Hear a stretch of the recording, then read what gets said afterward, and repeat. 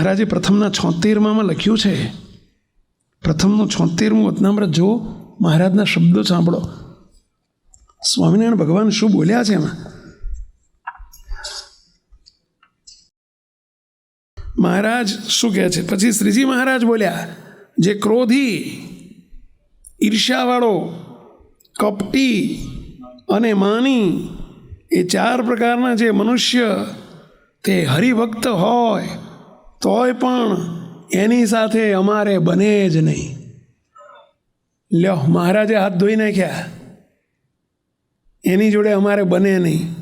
હવે જો ભગવાનને આપણી જોડે ન બને અને ગમે એટલું બીજાને બને તો ક્યાં મેળ પડશે પહેલાં? અને કોઈને નહીં બને, ભગવાનને ના બને ને કોઈ એની જોડે કોઈને ના બને. જોઈજો તમે, ક્રોધી હોય ને માની હોય ને એની જોડે ભલે બધા ઉપરથી સારું સારું બોલે, પણ અંદરથી તો એમ જ આ ક્યાં ડખાળીઓ આવ્યો, બોલો, એને એમ જ લાગતું હોય એને ક્યાં આ ડખાળીઓ આવ્યો. ડખાળીઓ જ લાગે બધા, ભલે કોઈ બોલે નહીં. વટમાં તમારા વટમાં તમારો આમ તમારી બીકમાં કોઈ બિચારા બોલી ના શકતા હોય, બાકી એમ એનું કોઈ વેલ્યુ ના હોય. માનીની ક્રોધીની કોઈ વેલ્યુ ના હોય, કોઈના માનસમાં વેલ્યુ ના હોય. બોલો, હાવ હકીકત કહું છું. તમે કહો શું બોલ્યો? હાવ બિલકુલ કંઈ જ નહીં કે હાવ બિલકુલ બોલો, એ હાવ જીવ જ જીવો જ હોય, એની કોઈને વેલ્યુ ના હોય. કેટલા તમે એગ્રી છો આ સ્ટેટમેન્ટ સાથે? કેટલા એગ્રી છો? તો બોલો, 1% એની કિંમત ના હોય, ક્રોધીની માનીની. ભલે બધા ઉપરથી રિસ્પેક્ટ કરતા હોય, એવું લાગે કે આપણને બધા રિસ્પેક્ટ કરે છે, પણ એ બીક ના માર્યા બિચારા કરે કે ડખા ના થાય એટલે કોઈ આપણને રિસ્પેક્ટ આપે. બાકી અંદર તો સમજે સારો ડખાળ્યો છે, મરવા દો ને આવા, એને કોઈની જોડે બને જ નહીં. ભગવાનને ના બને, બીજાને ક્યાં જ બને? મુક તો આપણે ચાલશે, ભગવાનને આપણી સાથે નહીં બને તો ચાલશે પહેલાં. અને ક્રોધનું કારણ શું છે? માન છે. ક્રોધનું કારણ જ માન છે. ધાર્યું કરવાનું કારણ શું છે? માન છે, આપણો અહંકાર છે. અને ત્રીજું મોટામાં મોટું લક્ષણ, માની હોય ને એને બધા એના અવગુણ બહુ આવે, બહુ અવગુણ આવે. બધા એના અભાવ જ આવે એને. બોલો, એ માનનું કારણ છે. એનામાં કોઈનામાં અવગુણ છે એટલે અવગુણ આવે છે એવું નહીં, પણ ના હોય તોય આવે. બોલો, પોતાને સારો જ માને, પોતાને અધિક જ માને એટલે બધા એને ન્યૂન જ લાગે. એ પોતાને સર્વશ્રેષ્ઠ જ સમજતો હોય એટલે બધા એને એમ જ સમજાય કે આ બધા ડફોળ છે, હું જ સાહુકાર છું અને હું જ કંઈક છું. આ એનો અહંકાર છે એટલે એને બધાનો અવગુણ આવે કે કોઈ સમજતું જ નથી, હું જ સમજું છું, હું અધિક છું, બધા ન્યૂન છે. એનું એ દેહાભિમાન એને બધાના અવગુણ લવડાવે. પેલો મહારાજની વખતનો એક પ્રસંગ બાપજી ઘણી વખત કહે છે કે પેલા શાસ્ત્રી હતા, પુરુષોત્તમ ભટ્ટ હતા, નાંદોલના પુરુષોત્તમ ભટ્ટ, વિદ્વાન હતા બહુ મોટા. તે રોજ કથા કરતા, શાસ્ત્ર ઉગાડીને કથા કરે, સંસ્કૃતમાં કથા કરે, સંસ્કૃતના શ્લોક વાંચે ને પછી એમાંથી સમજાવે. હવે બધા સંતો હરિભક્તો બે હતા કથામાં, દાદા ખાચર ને સુરા ખાચર ને સોમલા ખાચર ને. એકદમ મહારાજને કે મહારાજ, આ હું કથા કરું છું, મહારાજ આ બધા ડોકા ધૂણાવે છે, આમાં હું કરે છે, કશું ભણ્યા નથી, હાવ અભણ બધાય, એ શું મારી કથા સમજતા હશે? જો હું અધિક છું, આ બધા ભંગાર છે, આ બધા મારી કથા સમજતા હશે?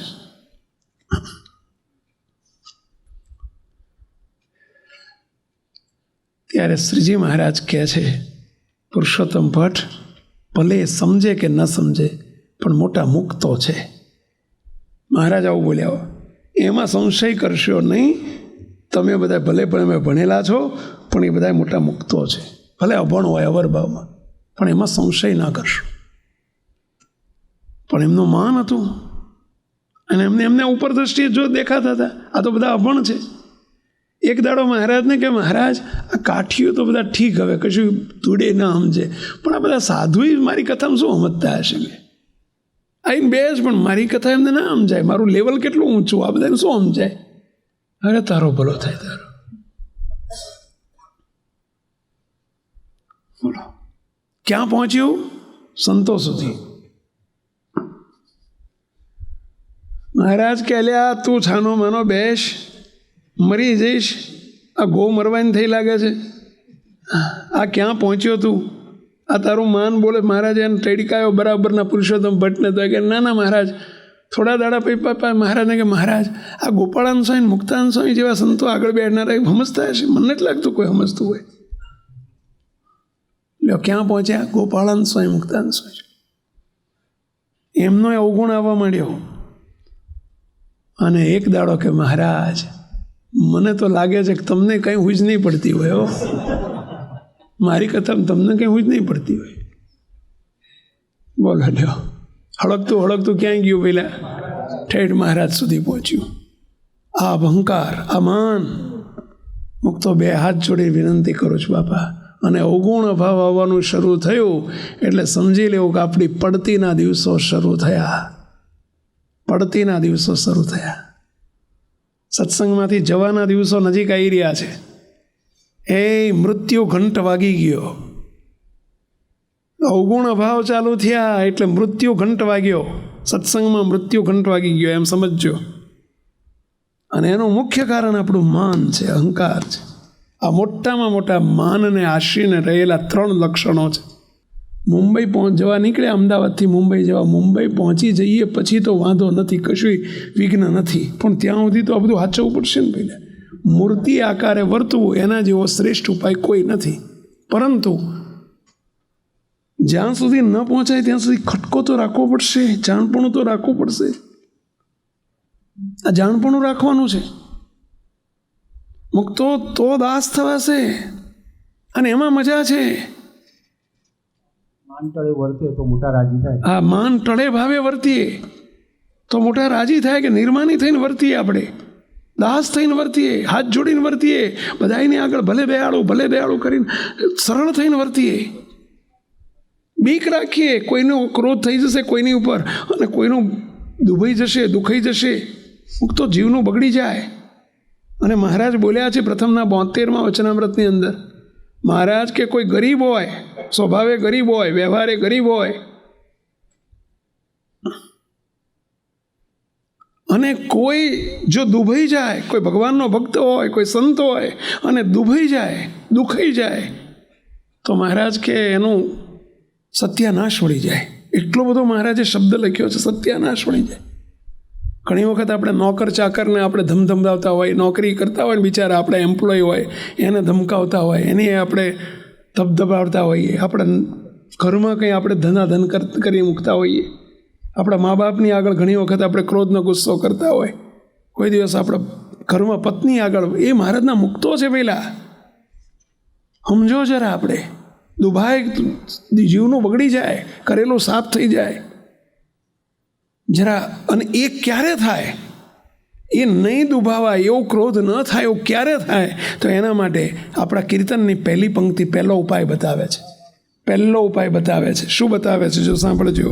મહિમા સમજવાથી સૌના દાસ તો થવાય. મહિમા સમજવાથી સૌના દાસ તો થવાય. મહિમા સમજવાથી સૌના દાસ તો થવાય. દાસ થવાના ઉપાયો છે. મહિમા સમજવાથી સૌના દાસ તો થવાય. મહારાજના સૌ શું મહિમા? તો સમજે, મહારાજના સૌ મુક્તો સમજે, ગુણ તો ગવાય. મહારાજના સૌ મુક્તો સમજે, મહારાજના સૌ મુક્તો સમજે, ગુણ તો ગવાય. દાસ થવું રે સૌના દાસ થવું, દાસ થાઓ રે સૌના દાસ થાઓ. દાસ થવાના, દાસના દાસ થવાના ઉપાય શરૂ થયા. સાંભળજો, પહેલો જ બહુ મહત્વનો, વેરી વેરી વેરી ઇમ્પોર્ટન્ટ ઉપાય આ બતાવ્યો. કયો? મહિમા સમજવાથી સૌના દાસ તો થવા. આપણે દાસ નથી થઈ શકતા એનું કારણ આપણને આપણો જ મહિમા છે, બીજાનો મહિમા જ નથી. આપણો મહિમા એટલે સમજ્યા? બસ હું જ કંઈક છું એવું મને ગયું છે ને, એ મહિમા એવો, બસ હું શેઠ છું ને, હું બધાનો ઘરનો ઉપરી છું ને, હું ધણી છું ને, હું માલિક છું ને, હું આનો પતિ છું ને, હું આનો બાપ છું ને, આ પોતાનો જ મહિમા સમજાઈ ગયો છે એટલે દાસ થવાતું જ નથી. નહીં, સૌનો મહિમા સમજો. જેનો મહિમા સમજાય એના દાસ થવાય. સનાતન સત્ય છે મુક્તો. દાસ થવા માટેનો પહેલો ઉપાય સૌનો મહિમા સમજો તો સૌના દાસ થવાશે. મહારાજનો મહિમા સમજાય તો જ મહારાજના દાસ થવાય. અને ન તો સમજાણો, મુક્તાનંદ સ્વામીને મહારાજનો મહિમા ન સમજાણો તો મુક્તાનંદ સ્વામીએ ભર સભામાં આવીને મહારાજને ઠપકો આપ્યો હતો. એવું વતનામૃત, એવું આપણું શાસ્ત્ર કહે છે, આપણા સંપ્રદાયના શાસ્ત્રો કહે છે. મહારાજને આવીને ઠપકો આપ્યો, હે મહારાજ, શું પાખંડ કરો છો તમે? ભુજથી ખબર પડી મહારાજ કાલવાણી બિરાજતા હતા. કાલવાણીને મેઘપુરને અગતરાઈને મહારાજ ત્યાં બિરાજતા હતા. અને ભુજમાં રામાન સ્વામી, ભુજના મુક્તાનંદ સ્વામી ભુજમાં હતા. રામાન સ્વામી અંતર ધ્યાન થઈ ગયા પછી અને ભુજમાં સમાચાર મળ્યા કે મહારાજે સમાધિ પ્રકરણ ચાલુ કર્યું છે અને જેને તેને સમાધિ કરાવે છે. મુક્તાનંદ સ્વામી વઢવા માટે આવ્યા મહારાજને, ધુઆ ફુઆ થતા આવ્યા. બોલો, મુક્તાનંદ સ્વામીને આવતા જોયા. મહારાજ સીટ ઉપરથી, આસન ઉપરથી ઊભા થઈ ગયા. મુક્તાનંદ સ્વામી કે સ્વામી બેસી જાવ તમે. મહારાજને મુક્તાનંદ સ્વામી ઉપર બેસાડી દીધા. મહારાજ હેઠે બેસી ગયા, દંડવત કર્યા મહારાજ. અને પછી સામે બેહાડીને મુક્તાનંદ સ્વામી શું કહે છે, હે નીલકંઠ વર્ણી, હે નારાયણ મુનિ, તમે શું ધંધો માંડ્યો છે? મહારાજ દિયો પાખંડ મેલી, સત્સંગમાં ન થાવું ફેલી. આ ફેલ શું કરો છો તમે બધાય? આ શું પાખંડ કરો છો? જેને તેને સમાધિ કરાવો છો. શું ધાર્યું છે તમે? આપણા ગુરુ રામાન સ્વામીએ કદી કરાયું નથી અને તમે શું આ પાખંડ કરો છો? વઢ્યા. મહિમા નહોતો ને એટલે દાસ ન થઈ શક્યા. બોલો, બેહી ગયા મહારાજની સીટ ઉપર મુક્તાનંદ સ્વામી. મહારાજને બેહાડ્યા નીચે અને ટેડકાયા બરાબરના. પણ જ્યારે રામાનંદ સ્વામીએ મહારાજનો મહિમા સમજાયો, ખાખરાના જંગલમાં ગયા અને સવારના પહોરમાં રામાનંદ સ્વામી દર્શન દઈને કહ્યું, હે મુક્તાનંદ સ્વામી, ઓળખો છો અમને? એમ કહીને જ્યાં તેજો મય દિવ્ય રૂપે દર્શન કરાયા સહજાનંદ સ્વામી મહારાજના, અમને ઓળખો છો? અમારા જેવા અનંત ગુરુ તમે જેને માનો છો એવા અમારા જેવા અનંત રામાનંદ ભેગા થાય તો અહીં તે સહજાનંદની તોલે ના આવે. એ અમે તો ગુરુ છીએ, આ તો તમારા સૌના ને મારા સૌના સદગુરુ છે. અને મહારાજનો મહિમા જ્યાં અપાર મહિમા કીધો ને, હવે પછી શું થયું ખબર પડી. પછી મહારાજને સીટ ઉપર બેસી ગયા જઈને, અરે આરતી ઉતારી, મહારાજની જઈને આરતી ઉતારી, દંડવત કર્યા, મહારાજના દંડવત કર્યા. બોલો, અને ચરણમાં ઘૂઘરા બાંધી અને નાચ્યા, કૂદ્યા, કીર્તન બોલ્યા. જન્મ સુધાર્યો રે હો મારો, જન્મ સુધાર્યો રે હો મારો, મળ્યા નટવર ધર્મ દુલારો, મળ્યા નટવર ધર્મ દુલારો. મુક્તો મળ્યા શબ્દ કરીને મહારાજને કેવા રાજી કર્યા. પરંતુ ક્યારે દાસ થવાયું? અને પછી દાસને દાસ થઈને એક સામાન્ય હરિભગતના દાસ થઈને રહ્યા મુક્તાનંદ સ્વામી. પણ મહિમા સમજાણો. મુક્તો મોટા પુરુષનો, સત્પુરુષનો મહિમા સમજાય ને તો જ એની આગળ દાસ થવાય. એનો મહિમા સમજાય તો દાસ થવાય. મુક્તો મોટા પુરુષનો મહિમા સમજાય તો એના દાસ થવાય. હવે ત્યાં સુધી તો બરાબર છે, અહીં બેઠેલાને ત્યાં સુધી તો દાસ થવાય છે. ત્યાં તો લગભગ તમે બધા પાસ છો એમાં તો. અને એમની જોડે બહુ માથા કૂટે નહીં. કોક દાડો 12 મહિનામાં 3 દાડા આવે હું એમના બાપજી 5 વર્ષે આવે એમની આગળ દાસ થવામાં ક્યાં વાંધો આવવાનો હતો? હા, અને બીકે લાગે. બે વાત છે, વાત સાચી છે. આપણું હાલે નહીં એટલે દાસ થઈને રહેવાય, પણ સંતો આગળ દાસ થવાય. મુક્તો એથી વધુ મુમુક્ષુતા કહેવાય. હવે જે વાત આવે છે બરાબર ધ્યાનથી સાંભળજો. જ્યાં આપણે નાપાસ થઈએ છીએ, સંતોની આગળ દાસ થવાય ત્યારે થવાય, સંતોનો મહિમા સમજાય તો. નહીતર ત્યાંથી શરૂઆત થાય છે આપણી અક્કડતાની, ત્યાંથી શરૂઆત થાય છે આપણા માનની. મોટા પુરુષ આગળ તો માન નથી રહેતું, પણ સંતોની આગળ કંઈક માન રહી જાય એટલે એમની આજ્ઞા લોપાય, એમનો અવગુણ આવે. એમનો દોષ દેખાય, એમની ઉપર એ ક્રોધ આવી જાય, ગુસ્સો આવી જાય ક્યારેક, અથવા તો આટલું કર્યું બરાબર ના કર્યું, આટલું કર્યું બરાબર કર્યું, આપણે એમાં અવગુણ અભાવ આવી જાય. નહીં ચાલે મુક્તો. નાનામાં નાના સંત સ્વામિનારાયણ ભગવાન એમ કહેતા હોય કે મારો નાનામાં નાનો સાધુ હોય એની ચરણ રજને પણ હું ઈચ્છું છું. આવું પ્રથમનું 37મું વતનામૃતમાં મહારાજ બોલ્યા છે. સંતો એટલે તમે શું સમજો છો બધાએ? ભલે ઉંમરમાં નાના છે, કોના સાધુ છે? કોણ છે આ બધા? કોઈ દિવસ ઘર કી બાત ના થવા દેતા હો. ભલામણ કરું છું તમને, અમારા કરતાં વિશેષ તમારે એમની જોડે રહેવાનું છે. અને ત્યાં માન ના રાખતા, દાસ થજો એમના. તે એમનો મહિમા સમજજો, અને મહિમા સમજાશે તો જ દાસ થવાશે. શ્રીજી મહારાજ સંતોનો કેટલો મહિમા સમજતા, કેટલો મહિમા સમજતા. આપણા બાપા શ્રી સંતોનો કેટલો મહિમા સમજતા. અબજી બાપા જ્યારે સંતો બળદિયા પધારતા અને જમવા બેઠા હોય ને, ત્યારે સંતોને બાપા શ્રી પોતે ઊભા થઈને દંડવત કરતા. સ્વામિનારાયણ ભગવાન સંતો જમતા હોય ને પંગતમાં દંડવત કરતા. સ્વામિનારાયણ ભગવાન, એનો અર્થ એવો નથી કે મહારાજ કરતાં સંતો અધિક છે, પણ મહારાજે આપણને શીખવાડ્યું છે કે સંતનો પણ કેટલો મહિમા સમજવો.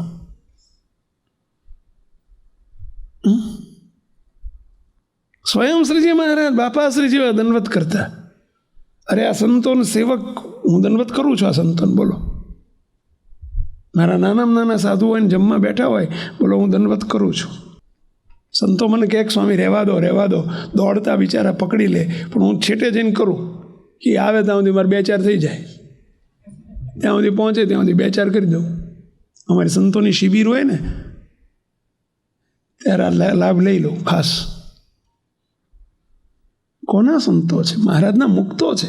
અને એ ક્યારે થશે? કયો મહિમા સમજવાથી થશે?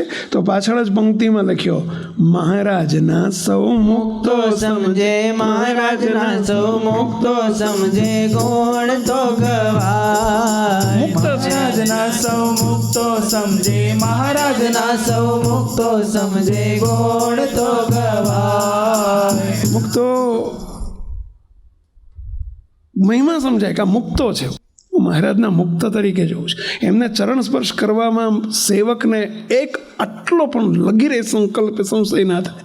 બોલો, અરે કાલના સવારના નવા સંત થયા હોય ને તો હું એમનો ચરણ સ્પર્શામાં આ તો ધોવા ના દે, બાકી પાણી ધોઈને માથે ચડાવવું. બોલો, સંકલ્પ આટલો સંશય ન થાય. કારણ કે એક જ વિચારથી એમની આકૃતિ નથી જોવાની, એમનો અવરભાવ નથી જોવાનો, એ કોના છે. અને મહારાજે એમને મુક્ત કરીને મૂર્તિમાં રાખ્યા છે.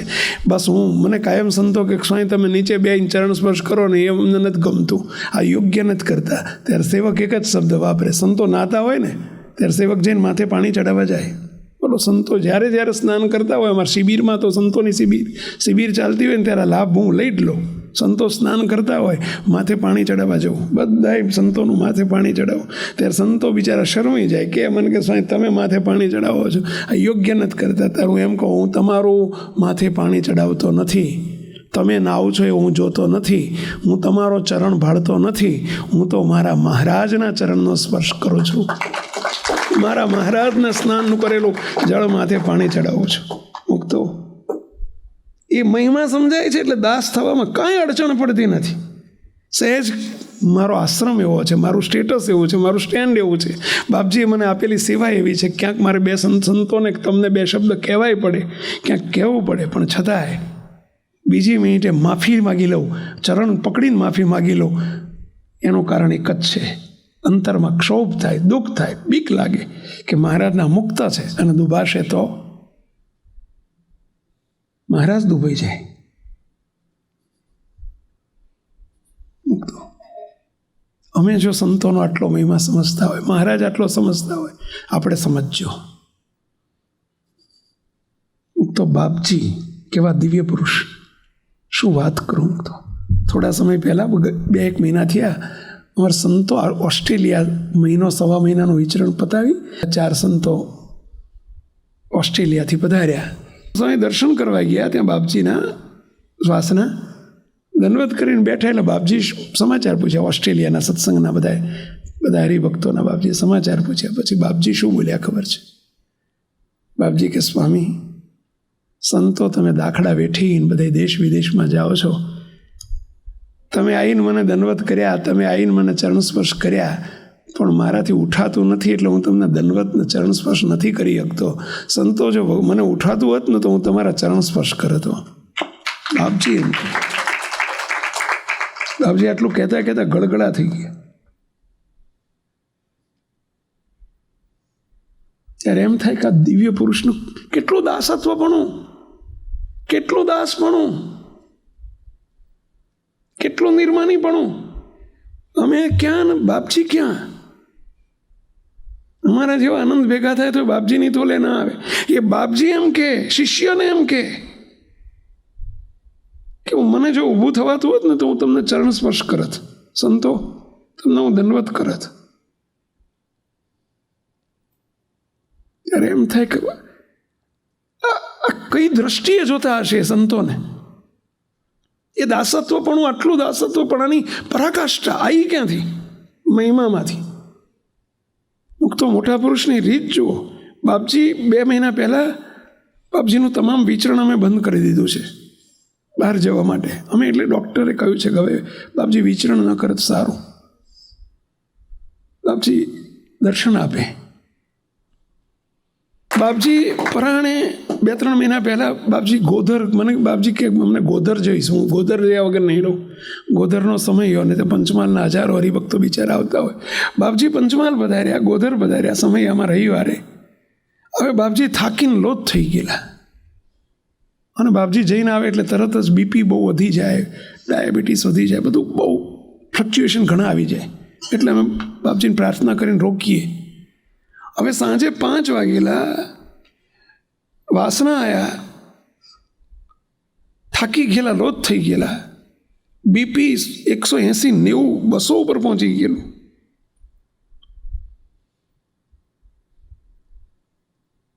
બાપજીની જોડે આપણા નિર્ગુણ સ્વામી દર્શન કરવા આવ્યા. બાપજી હું સ્વામિનારાયણ ધામ ઉપર જઈને આવું છું કે. બાપજી કે કેમ અત્યારે અચાનક, તાત્કાલિક કેમ?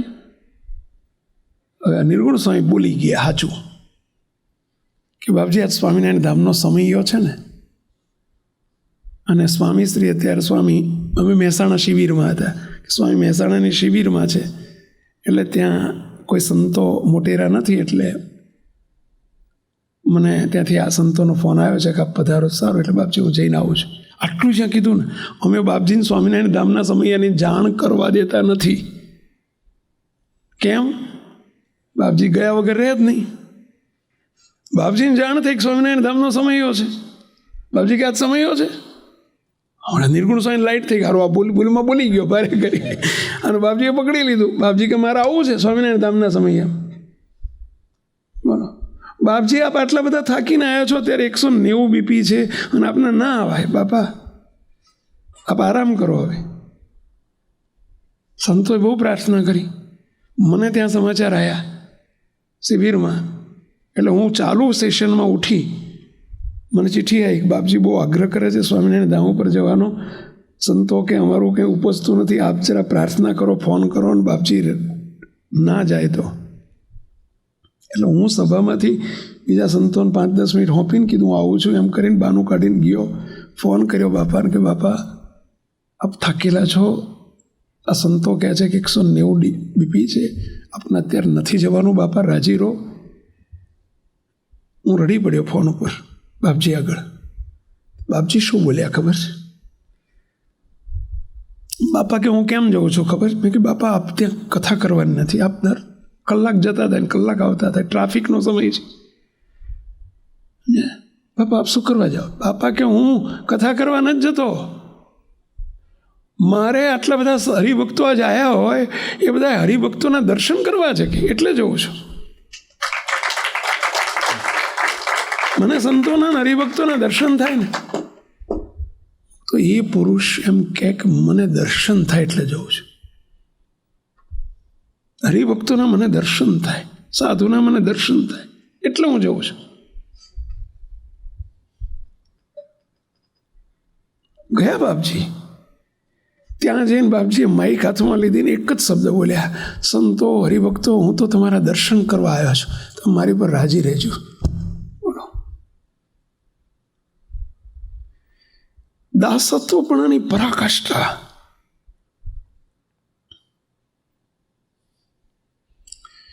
એમણે પોતા તરફ નથી જોયું, એમણે સામે મુક્તો જોયા છે. પોતાની મોટાઈ એની સામે નજર જ ના કરી. અવરભાવની મોટાઈ છે અને પ્રભાવની તો અમાપ મોટાઈ છે. અવરભાવની મોટાઈ પણ આપણા સૌના લાખોના ગુરુ છે, એ મોટાઈ સામે તો નજર ન કરી. પ્રભાવની મોટપ કેટલી મોટી એનું તો આપણે માપ જ ન કરી શકીએ. છતાંય એમણે સામેનાની મોટપ જોઈ કે આ બધા મહારાજના મુક્તો છે, એમના દર્શન ક્યાંથી? બોલો, શીખો આપણે જરા. દાસત્વ પણ ક્યાંથી આવે? મહિમામાંથી આવે છે. આપણે તો આપણાથી મોટાનામાં ભગવાન નથી જોઈ શકતા. કહો, આ તો એ ઉપરથી ટોપ ઉપર બેઠેલા એક નાનામાં નાનાને ભગવાનના દર્શન કરે કે મારે એમના દર્શન કરવા છે. અને આપણે મોટા મુક્તોમાં મુક્તના દર્શન નથી કરી શકતા. કહો, કેવા અભાગ્યા છીએ, કેવા વિચિત્ર છીએ આપણે.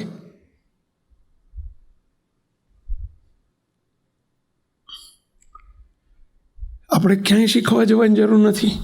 આવા દિવ્ય પુરુષોને જોઈએ ને ત્યારે એમ થાય કેવા હરિભક્તોનો કેટલો મહિમા સમજે, સંતનો કેટલો મહિમા સમજે. આપણે સમજજો, એ કરી દેખાડે છે, આપણને શીખવવા માટે છે. આપણે મહિમા સમજજો. અરસપરસ હરિભક્તોનો તે આ બધાએ દર્શન કરવા તુલ્ય છો ભાઈ. અમને તે તમને દેખીને આનંદ થાય છે. અમે તમને શિકાગોના રમેશભાઈ તરીકે ને ભરતભાઈ બુટાણી તરીકે નથી જોતા. તમે બધાએ મહારાજના અનાદિ મુક્તો છો, અતિશય પ્રકાશમાન છો. આ તો બધું તમારું દાબી રાખ્યું, તમને નથી દેખાતું. અમે તો દેખીને કહીએ છીએ ભાઈઓ. મહારાજ દેખીને બોલ્યા છે, સ્વામિનારાયણ ભગવાન દેખીને બોલ્યા છે, જો તમે સર્વે અતિશય પ્રકાશમાન ન હોય, તમે સર્વે અતિશય પ્રકાશમાન ભાસો છો. આ વાત જો ખોટી હોય, અલ્પ પણ ફેર હોય, તો અમને 500 પરમહંસના સમ છે. આવું શ્રીજી મહારાજ સમ દઈને બોલ્યા છે. છેલ્લાનું બીજું વચનામૃત.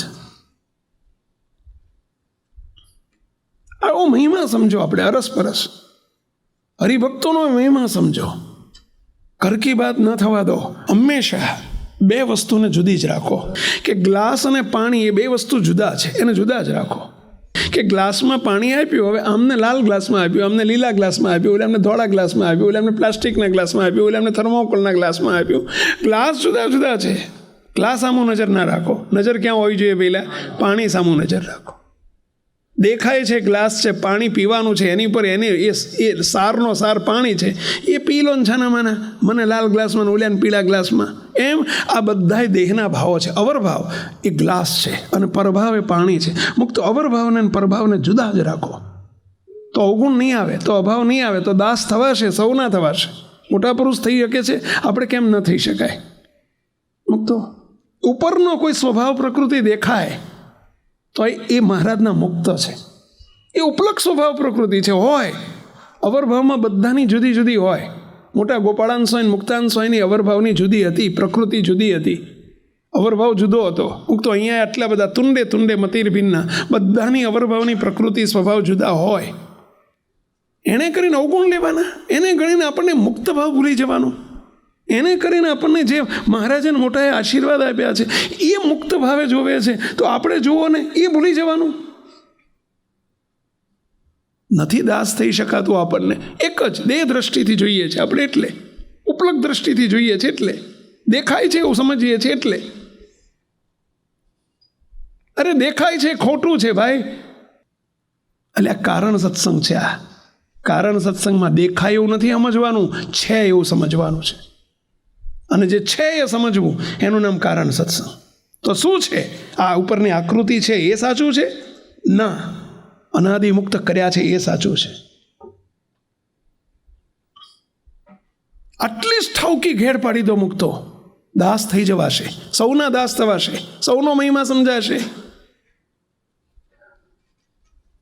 મુક્તો એક નાનું દ્રષ્ટાંત આપું. મહારાજ જે લીંબ તરુના વૃક્ષ નીચે વર્ષો સુધી 28 વર્ષ સુધી સભા કરીને બેઠા, ગઢપુરના લીંબ તરુના વૃક્ષ નીચે 184 વતનામ્રત ગઢપુરના છે. લીંબ તરુના વૃક્ષ નીચે બેહીને મહારાજે વતનામ્રતો કર્યા છે. બોલો, હવે એ લીમડાના નીચે મહારાજ બેસતા, એ લીમડાને જઈને આજે અમે તો જઈએ છીએ જ્યારે જ્યારે ગઢપુર ત્યારે દંડવત કરીએ છીએ. તમે કોઈ કરો છો? લીમડાને દંડવત કરાય? શું કરાય? કડવો છે કે મીઠો એવું જોવું તો જોઈએ ને કે લીમડો કડવો છે કે મીઠો, એવું જોયા વગર કરાય? જોઈએ છે આપણે કોઈ દિવસ કે આ લીમડો કડવો હશે કે મીઠો? અરે કડવો ને મીઠો વાત જ ભૂલી જાઓ. બસ એક વખત મહારાજ બેઠા એટલે પ્રસાદીનો થઈ ગયો, એના સંબંધમાં આવી ગયા ને એટલે વસ્તુ પ્રસાદીની થઈ ગઈ. અને દંડવત જ કરવાના હોય, ત્યાં કડવા ને મીઠાશ જોવાની ના હોય, ના જોવાની હોય.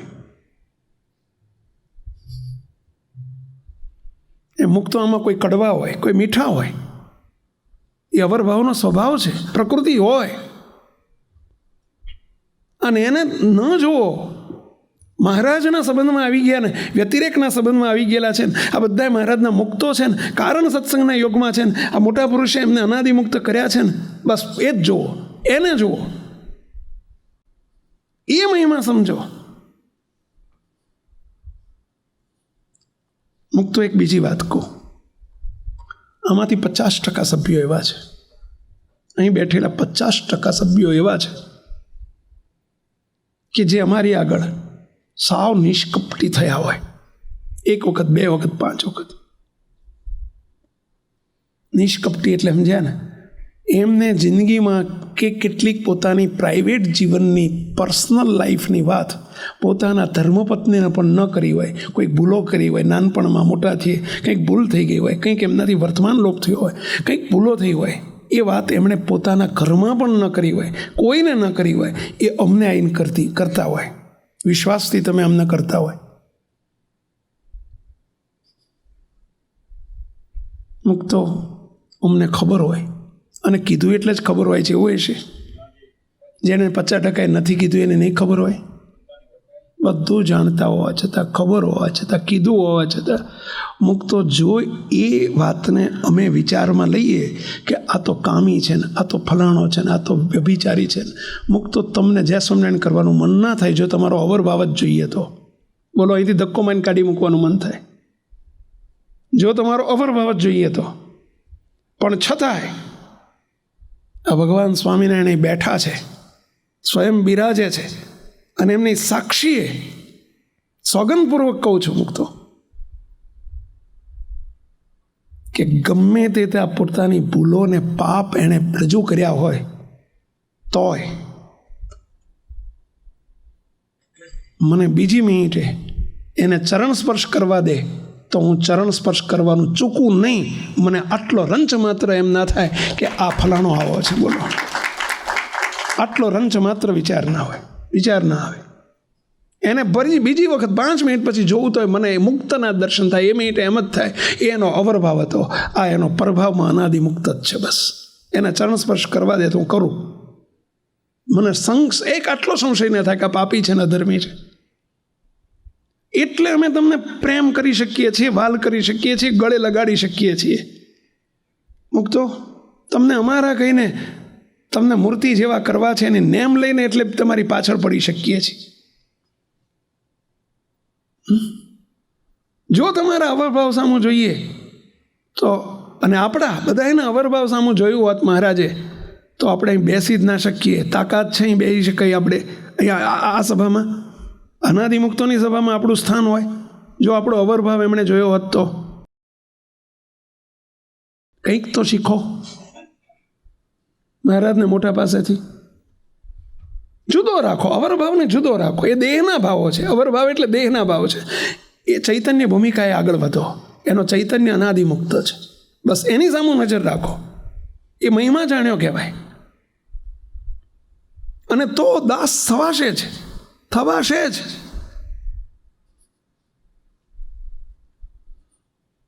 શું સમજીએ છીએ આપણે આપણી જાતને?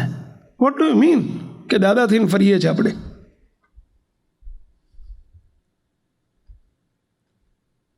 અને એ અહંકારનો પારો ક્યાંક ઉપરથી ક્યાંક નીચે ફગાઈ દે ભાઈ, ઠેઠ તળિયે લાવી દે, ખબર ન પડે. કોઈ પ્રકારનો અહંકાર ના ચાલે. બધાય મહારાજના મુક્તો છે. અને કોની આગળ અહંકાર? કોની આગળ અહંકાર? એટલે મહારાજને મોટા જે બધા એના દાસ થઈને વર્તતા હોય અને એમ કહેતા હોય કે અમે તમારા દર્શન ઈચ્છીએ છીએ, અને એને આપણે એનું કોઈ વેલ્યુ જ નહીં આપણને, એની કોઈ કિંમત જ નહીં આપણને. આપણે એથી અધિકને મોટા થઈ ગયા. મહારાજને મોટાથી આપણે મોટા થઈ ગયા.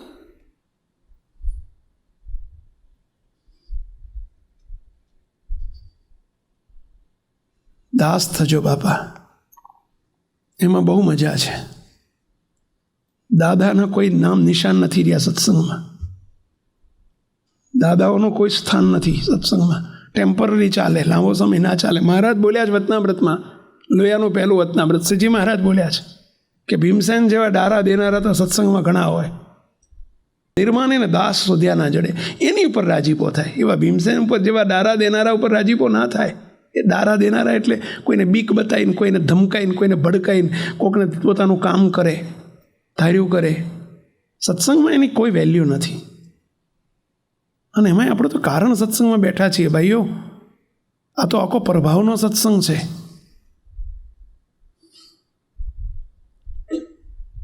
ઘણી વખત આપણને એમ થાય કે સ્વામી તમે શું બધાને મોઢે ચડાવો છો? આવા મુક્ત કેવા થાય છે? અમે જોડે રહીએ છીએ, અમને ખબર છે. આવા મુક્ત હોય ગયા, તારા જેવા મુક્ત હોય ક્યાંય ભાઈ? તું બહુ હોનાનો છું, તને મુક્ત કહીએ છીએ અમે. હા ભાઈ,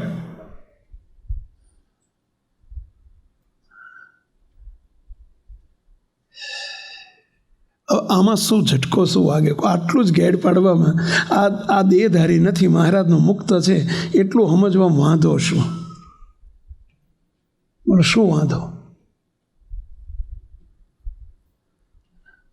એટલે આ તમારા બાપુજી કચકચ કરતા હોય, તમારા ફાધરનો સ્વભાવ ગમે એવો હોય તો તમે ફોટો કોઈ બતાવીને કોઈ કે કોણ છે, તમે શું કહો? મારા બાપા છે, એમ જ કહેવાય, એમ જ છે ને એમ જ મનાય. બાપા એટલે બાપા જ છે. ભલે કદાચ સ્વભાવ પ્રકૃતિ હોય એટલે બાપા જતા રહ્યા, એને બાપા નહીં માનવાના. બાપ બાપ જ છે. એવું કહેશો કોઈ દાડ અમારા બેટો જેવું બોલે, ભૂલમાં સંકલ્પ એ થાય છે, બાપ જ છે. જે છે એમ જ છે. એટલે એક અવરભાવનું વ્યક્તિત્વ, અને એને તે આપણે રિસ્પેક્ટ રાખીએ છીએ, એને બાપને બાપ જ સમજીએ છીએ. ભલે સ્વભાવ પ્રકૃતિ છે જુદા છે, અને બાપનું વ્યક્તિત્વ જુદું છે. તો એમ કદાચ કોઈ આ બધો દેખેલો બેઠેલો સમાજ એ અવરભાવ જુદો છે, અને પ્રભાવમાં મહારાજના મુક્ત છે. એને જુઓ, અમે એને જોઈએ છીએ એટલે આપણે બધા ભેગા થઈ ગયા છે. બોલો, મહારાજે એને જોયું છે એટલે અહીં આપણને બેહાડ્યા છે, પ્રભાવને જોયો છે એટલે. નહીંતર આપણું બધું જાણે છે, આગલા જન્મનું જાણે છે, ને એના આગલા જન્મનું જાણે છે, ને એના આગલા જન્મનું જાણે છે, બધું જાણે છે. નથી જાણતા ભગવાન પહેલાં બધું આપણું, અને તો આપણને ધક્કા મારીને કાઢી મૂકે. બોલો, જો એ જોવા જાય તો. માટે ભલા થઈને મુક્ત થવું, સત્સંગમાં સૌના દાસ થાવ, સૌનો મહિમા સમજો. અને સત્સંગમાં જ નથી કહેતો, હજુ એથી આગળ મારે વાત તમને કહેવી છે. મુક્ત સારું, સત્સંગમાં તો કદાચ આટલું બધું કીધું ને, એટલે આટલું બધું કીધું એટલે કદાચ હવે હું માનું છું કે કંઈક હારાવાના થશે. તમે બધા એનો મહિમા સમજશો એવું લાગે છે. સમજશો? સાચી વાત કરો છો? કેટલા સમજશો? આંગળી ઊંચી કરો. સાચું બોલો છો? સાચું બોલજો. તમે અત્યાર સુધી કોઈ દળ સાચું નથી બોલ્યા એટલે વિશ્વાસ નથી આવતો. અત્યાર સુધી દર વખતે આંગળીઓ ઊંચી કરી છે, તમે ઊભા થયા છો તમે, પણ કશું સાચું નથી બોલ્યા. પછી પાછા હતા એવા ને એવા થઈ જાઓ છો બાપા. પણ હવે તો આ વખતે તો નક્કી કરો બાપા. બાપા કહીને કહું છું બાપા, હવે તો નક્કી કરો બાપા. તમારી આગળ આમ ખોળો ધરીએ, અમે ભીખ માગીએ બાપા. આપણું માન ટાળો અને આ બધામાં દિવ્ય દ્રષ્ટિ કેળવો. એટલે આ ખોળો ધરીએ છે તમારી આગળ.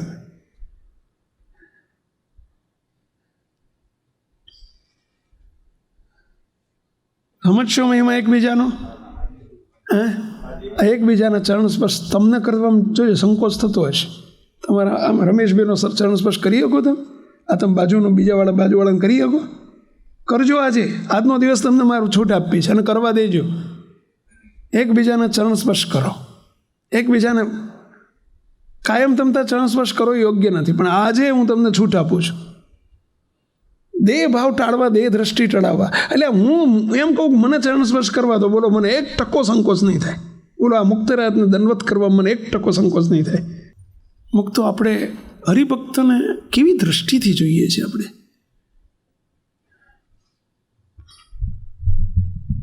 ચરણ સ્પર્શ કરીને બધાનો મહિમા સમજજો દયાળુ. અને આ સુધી જે કંઈ આપણે બોલ્યા હોય એકબીજાને કંઈ બખડની થતી હોય માફી માગી લેજો મુક્તો. મહારાજ બહુ દુઃખી થાય, બહુ દુઃખી થાય. દેહ દ્રષ્ટિ જેવું મોટું કોઈ પાપ નથી.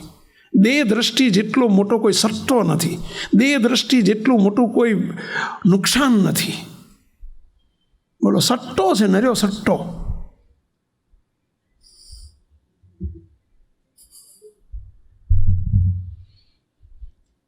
મારે તમને આથી એક આગળ સ્ટેપ ઉપર લઈ જવા છે.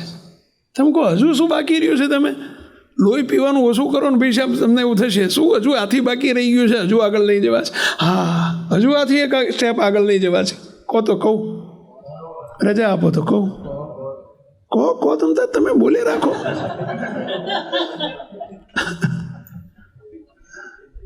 ના કરવું હોય તો કહું,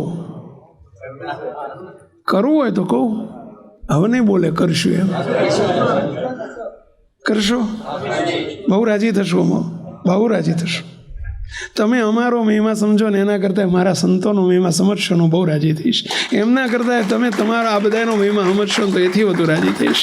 એના કરતાં બોલો તમે તમારા ઘરમાં રહેલા સભ્યોનો મહિમા સમજો ને બહુ રાજી થઈશ. એમની જોડે 24 કલાક રહેવાનું છે. એમનો મહિમા સમજવાનું કહું છું. બોલો તો કે એમને અમારે ચરણ સ્પર્શ કરવાના. એટલે આ ચરણ સ્પર્શ કરવું નહીં, ના કરો તો કંઈ નહીં, પણ એકબીજા ડખાડખી તો ના કરો. દેહ દ્રષ્ટિએ ના જુઓ, પત્ની તરીકે ન જુઓ, પત્ની પતિ તરીકે ન જુઓ, બાળકો તરીકે ન જુઓ. આ તમારા બાળકો નથી, મહારાજના મુક્તો તમારા ઘેર આવ્યા છે. એ તમારા મુક્ત તમારા ઘેર છે. એકબીજાનું રિસ્પેક્ટ રાખો, મર્યાદા રાખો, મહિમા સમજો. મુક્તો તો એકબીજાના દાસ થઈને રહેવાશે. અવગુણ અભાવ ક્યાંક દેખાય છે, સ્વભાવ છે, તમારામાંય છે, એમનામાંય છે, એ અવરભાવ છે. જે દેખાય છે અવરભાવ છે. પણ મહારાજે મોટાએ આશીર્વાદ આપ્યો છે, અહીં બેઠેલાને જ નહીં. શું એ વર્ગમાં આશીર્વાદ નથી મહારાજનો? ચલો મહિલા વર્ગમાં મહારાજનો આશીર્વાદ નથી? ત્યાં ભગવાન અત્યારે બિરાજે છે કે નથી બિરાજતા? તો એ વર્ગ માટે મહારાજનો આશીર્વાદ. મહારાજ બિરાજમાન કરીને એમ કહે છે, બિરાજમાન થઈને એમ કહે છે કે તમને સર્વેનું અતિશય પ્રકાશમાન ભાસું છું. તો એમને એ લાગુ ના પડે? એટલે તમે શેર ઘી લાયા તો મહારાજ એમને મુક્ત સમજે છે. ભાઈ તમે સમજો ને, મહારાજનું ગમતું આપણું કરો ને, મહારાજનો અભિપ્રાય આપણો કરો ને. આ તો નાની નાની બાબતમાં આપણું ધાર્યું ના થાય, આપણું ગમતું ના થાય, તરત અવગુણ અભાવના પોટલા ભરીએ છીએ. આપણે શું સમજીએ છીએ આપણી જાતને? આપણે અને શું કરવા આપણું બધું ધોઈ નાખીએ, સાફ કરી નાખીએ છીએ. કરીએ છીએ બધું, સેવા કરીએ, ભક્તિ કરીએ, દાન કરીએ, ધર્માદા કરીએ, પૂજા કરીએ, માળા કરીએ, શિબિરો કરીએ, બધું કરીએ છીએ. અને બધું રોજ કમાઈએ છીએ. એથી 10 ગણું સાફ કરીએ છીએ. 100 રૂપિયા કમાઈએ છીએ, લાખ રૂપિયાની ખોટ કરીએ છીએ. ઘણા પેલા ગામડામાં કહેતા કે ભાઈ ગાંડાના ગામ ના હોય, રડ્યા ખડ્યા હોય. પણ મને તો અહીં આખું ગામ દેખાય છે. બોલો રાજી રહેજો પાછો. તમે એમ પાછ કહેશો કે એક બાજુ મુક્ત કહો છો ને એક બાજુ ગાંડા કહો છો.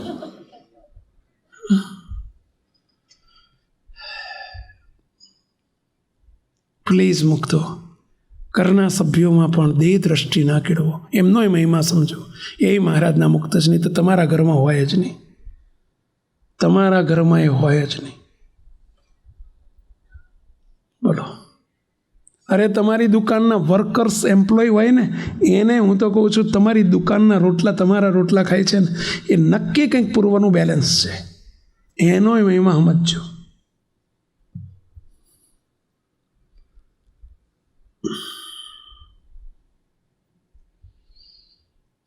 અને મહિમા આકારે જ્યારે રહેવાય ને આનંદ આનંદ આનંદ વર્તે. નહીં તો ઉદ્વેગ ઉદ્વેગ ઉદ્વેગ ઉદ્વેગ અશાંતિ જ રહે. હાય ઓલ્યો આવો છે, હાય ઓલ્યો આવો છે, હાય ઓલ્યો આવો છે. ના તું જ રૂટ પાડો પહેલાં, બધાય ખરાબ.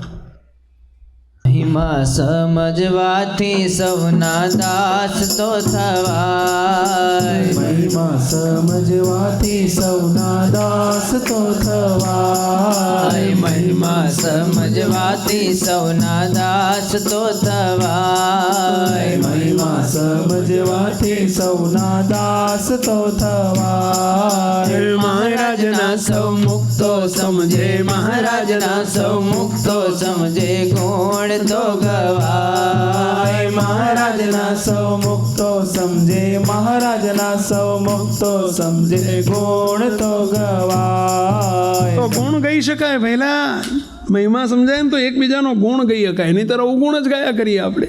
અને આજનું તમને બધાને હોમવર્ક આપું છું.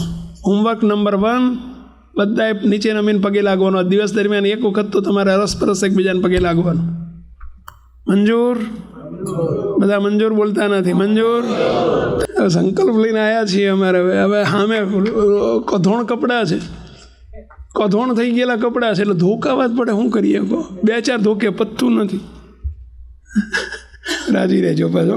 એક બાજુ મુક્ત કહે છે ને એક બાજુ અમને કધોણ કપડાં કહે. એ અવર ભાવને કહું છું, તમને નથી કહેતો. તમે તો મુક્ત જ છો. મુક્ત જ. બીજું લેસન, જમતા જમતા બીજી વાતો નહીં કરવાની, તમારે ગુણાનુવાદ કરવાના છે.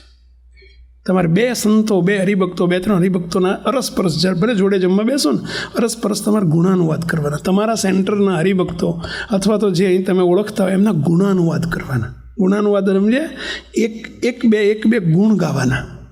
એમનામાં તમને કંઈ દેખાયું હોય તો. પણ કે સ્વામી પણ કંઈ ગુણ જ ના હોય તો શું ગાવા? અરે હોય જ દરેકમાં કંઈક ગુણ હોય. આ પંખામાં ગુણ છે, બોલો. નિર્જીવ વસ્તુ છે ને એમાં કેટલો મોટો ગુણ છે. કેટલા ગુણ છે એક નહીં, બોલો 10 ગુણ ગઈ દઉં. બિચારો વર્ષોથી ઉપર લટકે છે, કોઈ દાડ ઉપર પડતો નથી. બીજું આ મુક્તરાજ બોલો, એને હું ધીમો કરવા જાય ને તો એ ધીમો થઈ જાય, એનું માને. ઘેડા બાપાનું માને, એને અપ કરે તો અપ થઈ જાય, ડાઉન કરે ડાઉન થઈ જાય. બોલો, એને તમે એ પોતે ફર્યા કરે, આપણને હવા આપે ઠંડી. બોલો, આ બધા કેટલા ગુણ છે એના, જો. એને કાંઈ પોતાપણું છે જ નહીં, બીજા માટે જ જીવ્યા કરે છે. કેટલા ગુણ છે એના. એટલે એક નિર્જીવ, તમે આ મેટ્રેસ ઉપર બેઠા છો, એનામાં કેટલા ગુણ છે કહો? એની પર કોઈ કૂદકા મારે તોય ખુશ, કોઈ હુઈ જાય તોય ખુશ, કોઈ બેહે તોય ખુશ. બોલો, બધા એની સેવા જ કર્યા કરે. આ કેટલા ગુણ છે એના. આ તમારી પેનમાં કેટલા ગુણ છે કહો જોઈએ.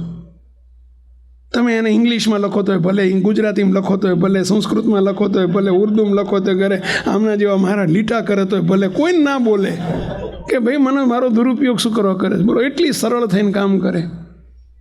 બોલો, એને તમે ઉઘાડી મૂકો તોય ભલે, બંધ કરીને મૂકો તોય ભલે, રસ્તા મૂકી દો ને જતા રહો તો એને એવું ના થાય કે લે આ મને મૂકીને જતો રહ્યો. કશું નહીં. એને માન નહીં, અપમાન નહીં. કેટલા ગુણ છે. એટલે દરેકમાં હોય, પણ ગાતા આવડવું જોઈએ, આપણને લેતા આવડવું જોઈએ. ગુણ લેતા શીખો. આપણે આજનું ભોજન કરતાં કરતાં તમારે જે આઈટમ હોય એમાં એક આઈટમ વધારી દેવાની. આ કઈ આઈટમ વધારવાની પહેલાં? તમે તો એક્સ્ટ્રા આઈટમ છો જ, પરંતુ બીજી એક આઈટમ વધારવાની. રાજી રહેજો. તમે કહે ધીમે રહીને સાંઈ તમે એવો ડામ દઈ દો છો. તો કઈ આઈટમ વધારવાની પહેલાં? બસ ગુણ વાવાના. આજે ગુણ ગાવાના. અને એનાથી મહારાજ બહુ રાજી થાય, બહુ. અને અંતે આપણે કરવા શું કરવા બેઠા છે? આ શું કરવા અહીંયા આવીને બેઠા છે? રાજી કરવા તો આવ્યા છે. જેનાથી બહુ રાજી થતા હોય તો એ કરવામાં વાંધો શું? બસ મહારાજને પ્રાર્થના કરું. સહજાનંદ સ્વામી મહારાજની જય. આ વિડીયો જો આપને પસંદ આવ્યો હોય તો તેને લાઈક કરો અને શેર કરો. અને હા, આવા જ લેટેસ્ટ વિડીયો મેળવવા માટે SMVS કથા ચેનલને સબસ્ક્રાઈબ કરવાનું અને બેલ આઇકોન પર ક્લિક કરવાનું ન ભૂલતા હો.